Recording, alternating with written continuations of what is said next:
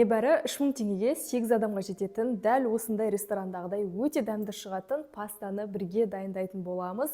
Маған тіркеліп кетіңіз, менің парақшамда өте пайдалы ақпараттар, тегін ПП рецепттер бар. Пастаның дәмділігі соншалық, 2 тарелкасын бірден жеп алдым. Дәл осы видеоны жақындарыңызға жіберіп қойыңыз, олар да осы рецептпен дайындап үйренсін.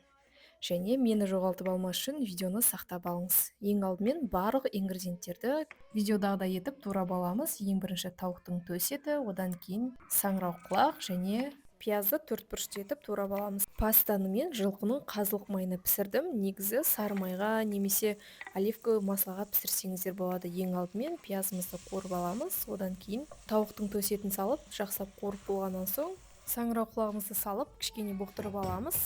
Келесі кезекте су осылай шыққаннан соң 33%-тік сливкиді құйып, бірнеше уақыт пісіріп алатын боламыз. Келесі кезекте қайнап тұрған суымызға осындай пастаға арналған қамырымызды пісіріп аламыз және піскеннен кейін суық суға сүзіп алып, осылай тұздығымен жақсылап араластырып алатын боламыз. Жалпы пастаның құрамында глютен болғандықтан мен 2 айда немесе 1 айда бір рет жеймін, ал ас болсын баршаңызға.